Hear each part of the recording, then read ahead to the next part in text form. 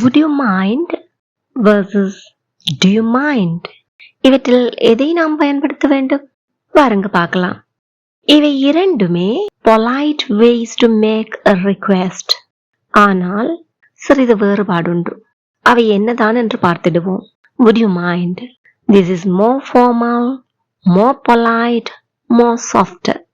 அப்போ நம்மை விட வயதில் மூத்தவர்கள், மரியாதைக்குரியவர்கள், அறிமுகம் இல்லாதவர்கள் இவர்களோடெல்லாம் பேசும்போது நாம் இந்த would you mind என்பதை பயன்படுத்த வேண்டும். Used when you want to be very courteous or respectful.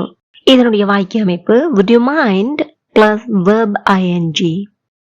இதுவே do you mind அப்படின்னு சொன்னா less formal, slightly more direct. It's a direct way of asking question. Still polite, பணிவானதுதான், but a bit more casual than would you mind. நாங்க பழகின கூட்டத்துக்குள்ள தெரிஞ்சவங்களுக்கு இடையில பேசிக்கல would you mind என்று சொல்லி more respectful வேல கேட்கணும்னு நினைக்க தேவையில்லை.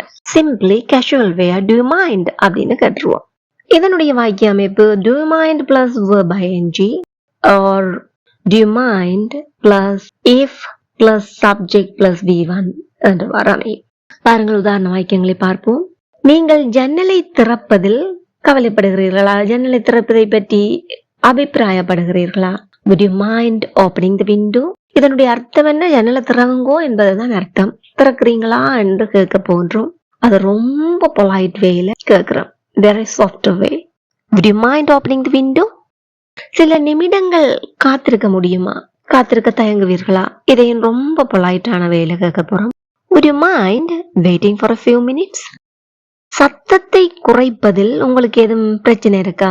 உங்களுக்கு அதை பற்றி ஏதாவது அபிப்பிராயம் வித்தியாசம் இருக்கா அப்படின்னு கேட்க போறோம். among friends, do you mind turning down the volume? do you mind turning down the volume?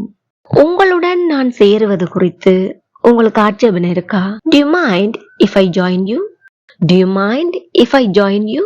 So what is the key difference between both of these? do you mind slightly direct, less formal. would you mind polite, more formal. Now this is your time.